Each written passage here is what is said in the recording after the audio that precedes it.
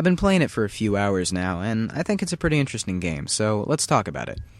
First things first, the game is based off the Ultimate Spider-Man comic book series, and it shows through these comic book style graphics. You may think that the graphics just suck, or they're not really on par with what the GameCube is capable of, or don't look as good as some other GameCube games, but it's not that. The game graphics are designed to resemble the comic books, and I think that's pretty cool. Spider-Man looks very detailed in this game, even more so than he does in some newer Xbox 360 or PlayStation games, and this isn't to say that in this game Spider-Man looks better than Spider-Man will look in newer, more updated games with more, better updated graphics. But what I'm basically trying to say is Spider-Man looks different and cool in his own way. I happen to think that in most Spider-Man games they're more concerned with making the villains bigger and badder than Spider-Man, and that's fine, but don't forget to make Spider-Man look equally as cool. In this game, they got that down pretty well, and all the characters look cool, so it's pretty much even.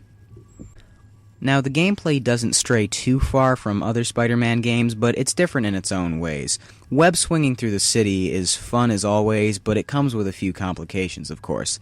For example, the web swinging is a little sloppy. You have to attach your web to a building in order to swing, which slows you down if you're in a hurry. In other games I've seen, Spider-Man may swing directly from the sky. Now, obviously this isn't realistic, but it gets you around much faster, and the gameplay moves much more smoothly. In this game, you're getting pulled left and right, you're being yanked around in different directions, basically because your web is sticking to different buildings, and overall it's a real pain in the ass. But that's Spider-Man's gameplay for you. Very straightforward and simple. One thing you'll definitely need to know when starting out the game is you cannot just slap up on a wall and start wall crawling. You have to press a button to attach to the wall. This is also something I'm not used to, and going into any new Spider-Man game, I'll always go into it with the mindset as if I were playing a previous Spider-Man game, but you have to get used to the different controls. It's kind of an adjustment for me, but once I got used to it, I could roll with it. You do get to play as Venom as well, which is a lot of fun. The only problem is Venom's health is constantly draining, so in order to get your health back up, you have to eat people. Now, I personally think that's pretty annoying, and overall it's just a dumb idea, and it makes Venom less enjoyable to play as. The game features many of our favorite Marvel heroes like the Human Torch, and even Wolverine makes an appearance, and this is pretty early on in the game that these characters appear, which is great. You race the Human Torch as Spider-Man, which is highly annoying. The Human Torch is such a jerk, he's actually listed as a villain rather than a friend of Spidey's. Then when you play as Venom, you get to fight Wolverine. This is a lot of fun, even though I think Wolverine is a graphical mess. Don't be fooled and think you can simply eat Wolverine like you can eat other people. It's not going to work. You have to endure an insane battle, but luckily your life does not continue to drain during the battle, and if you want to restore your life, you can actually eat a person that's in the surrounding area.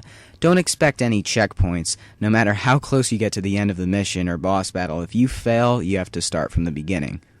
One thing I hate about the game is all the races you have to complete in order to move forward, or maybe you don't need to complete them, maybe they're optional. It's not really clear, it's actually really confusing, but one thing's for sure, there's a ton of races in the game, and I end up playing through them, and I don't like it one bit. Anyways, guys, that's it for me. Just wanted to give you a brief review on the Ultimate Spider-Man game. To sum things up, it's worth checking out if you're a Spider-Man fan and a comic book fan.